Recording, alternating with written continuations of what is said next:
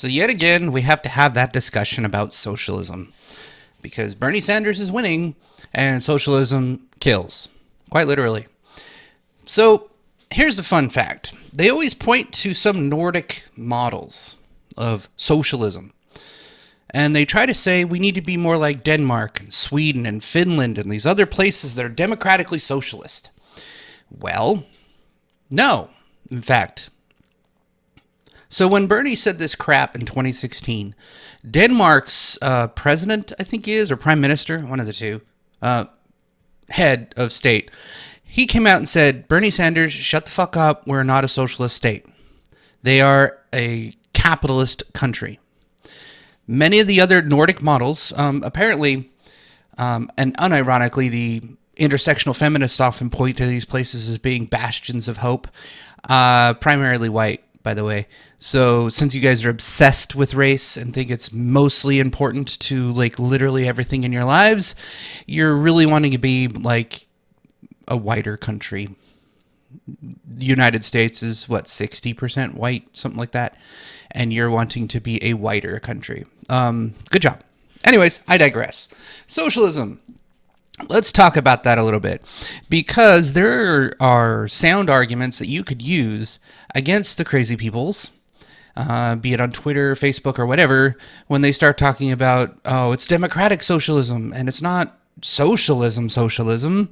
Well, let me give you a few things to think about. So when they say democratic socialism, it's socialism, but the government is democratic, meaning they want to go with popular votes. So let's throw out the Electoral College. You'd have to do that. And you'd have to throw out anything else, meaning the only people that matter are major cities. The ones that are elitist and think everybody else is fucking stupid. Those kind of people. They will all be voting, and your vote would now no longer matter because Electoral College is gone. And therefore, major cities run the place. There was another example of this they put into movies and books. It was called The Hunger Games, where the districts who had just enough people to farm the food for the city, they didn't have a choice. They had, by lot, would have to go and fight for their right to have riches and avoid the lottery ever again out of 12 one-way live. It was like the Thunderdome, only less, what's the word? Less destructive, dysphoric. I can't remember the word. Anyways, yeah. So they want the Hunger Games. That's essentially what they're asking for when they say, I want socialism. But they want democratic socialism, so they want to vote in their dictator.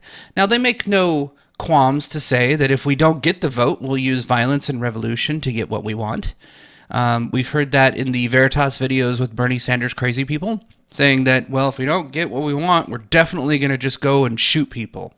And you know what? Gulags were not a bad thing. We need to re-educate these people, because clearly they don't know what they're talking about, you know, and let's see if praying the gay away will work too while we're at it. Why not, you know? We can get rid of, we can be like Muslim countries where there are no gays because they throw them off all the roofs. Yeah, that works. Anyways, it's two different things they're trying to confuse here on you. It's amazing that no one seems to be catching this. Socialism is an economic model. Socialism is versus capitalism. Now, democracy has nothing to do with socialism. Absolutely nothing fucking to do. So what they're trying to do is say democratic socialist means they want a democracy where popular vote wins, and socialism, where everybody is now dependent upon the state, or you're owned by the state. What this creates is a one-party tier system where you work for the state, period. All goods, means, and productions, your job, and everything that's produced within the country is now owned by the state. Google, owned by the state. Amazon, owned by the state. Your healthcare, since they want to keep talking about healthcare as a right, in my previous video I kind of covered this, owned by the state. By the way, that particular little conversation about healthcare being owned by the state, easy to defeat. Because we already have that. Most people don't realize this. I've covered this in another video. where I point out that we have healthcare that's socialist. It's called the VA. The VA is the only healthcare system in America where the patients kill themselves in the parking lot because of the healthcare they received from the VA. Don't believe me? There's about 7 to 8 people that committed suicide last year alone that were previous veterans, and they got zero help from the VA. It was that bad. Most of them suffer through it because they're soldiers. And killing yourself's a pussy way out. But some people, they're so fractured and damaged and whatever, they just can't deal with it anymore, and they take their own lives. That doesn't happen in a capitalist system. If you don't like your damn doctor, you go find somebody else that will treat you the way you want. You can always find somebody that's going to write your prescription scripts, which is why we have an opioid crisis. Some doctors have no ethics. So there's a to and fro. Even though we have regulation on that, they still find a way around it, little crackhead dumbasses. But we already have socialism in a very micro form in America, directly competing against a private option. Bernie Sanders wants to destroy that private option and control healthcare, meaning your health is now subject to the state. You have to go through the state to see a doctor. Your healthcare is dependent upon the state. Tell me, when was the last thing the government did that was bureaucratic and didn't take you fucking forever to do anything? Have you guys been to the DMV? That's a state level thing too.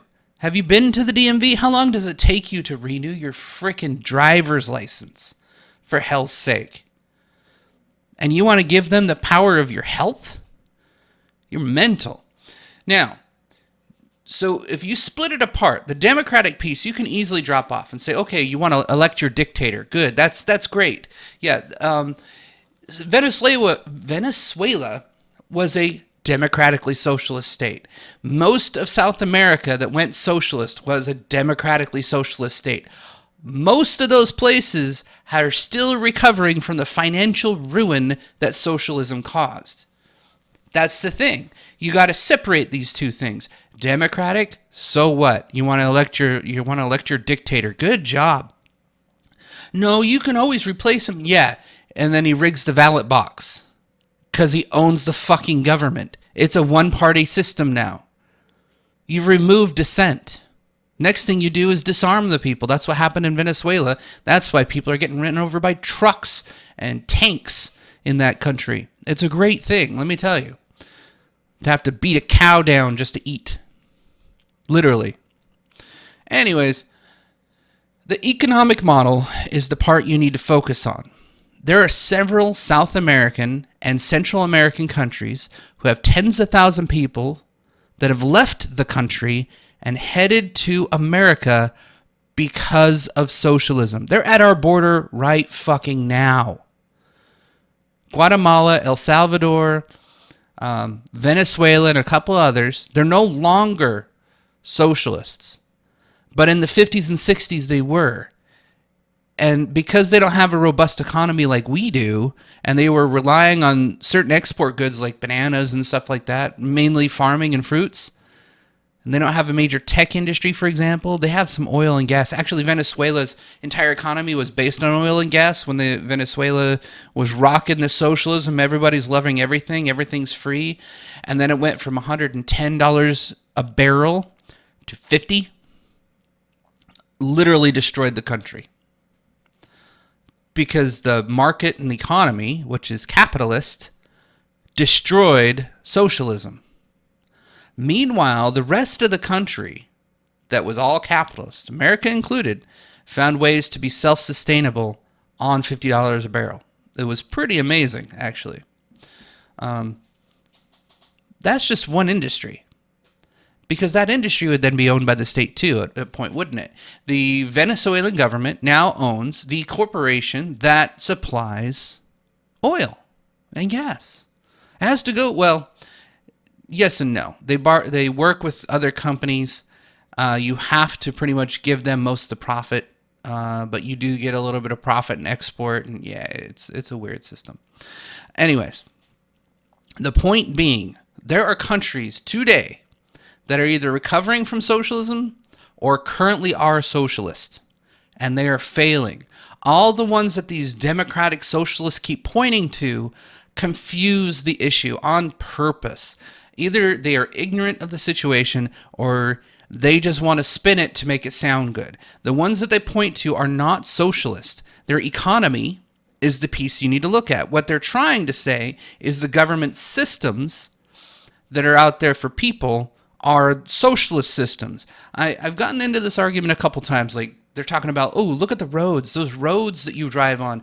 Look at the electrical system, the pipes and whatnot that you get your water through, your heat, your electricity, all that. That's socialism. No, it's not. That's not socialism. Medicaid, Medicare for all, your food stamps, all that fun stuff. That's socialism. No, it's not. Welfare systems for those that are poor are not socialist systems. These are welfare systems. That's what they're actually called. They're social systems, but not socialist, because there is no economy around giving food to the poor. There is none there. That is not an economic model. That is charity. In essence, is governmental charity in sense. You're giving food to people that need it. You have a bunch of kids and you get some food stamps plus WIC. That's food for your kids. And some people kind of need it at points in time. I've had to use it before. Those social systems are important, so long as they're not abused, which is one reason I like the reform where you're required to do a drug test to get on this shit. I think that's fair. I have to do a drug test to get a job. You should get a drug test to get free food. Well, that's just me. Anyways, they confuse the two on purpose.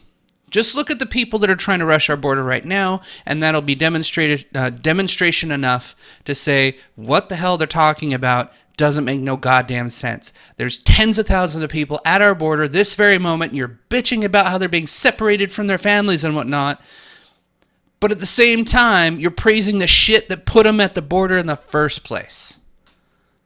The economic collapse from socialism. That's why they're there. Their countries fell to shit because of socialism and communism. By the way, communism and socialism, they're not that much different.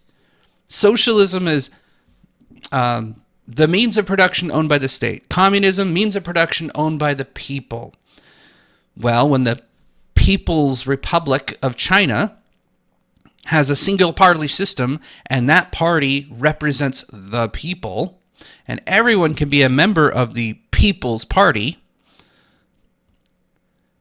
it doesn't mean shit. The government still controls everything. The people don't get to decide. The government, called the people, decides. That's how it always ends up. Our totalitarian, authoritarian, every single fucking time. Why? Somebody's got to run the show, and it's the most tyrannical that usually gets to the top in these systems. They gain power through all sorts of nefarious means, and that's how it was. I mean, even Stalin gained power by deceit and brute force. He was like a mob boss. He was crazy. He lied, cheated, and stilled his way to the top. And he actually had competition. And he killed his competition, who was hiding in another socialist state. I think it was South America. He brought socialism to South America and pretty much destroyed them too. But Stalin took care of that, sort of. I don't know. I think what you could do in these situations when you're arguing with these dipshits, democratic socialism is no different from socialism. Period.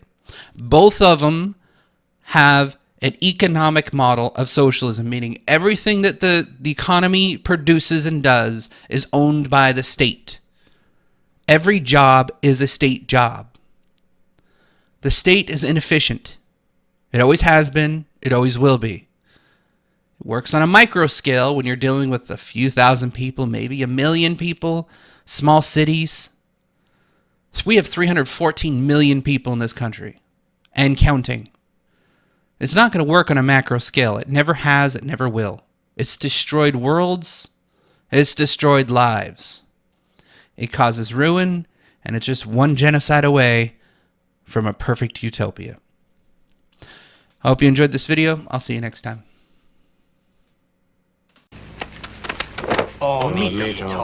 Don't stop me. If you do, I will kill myself.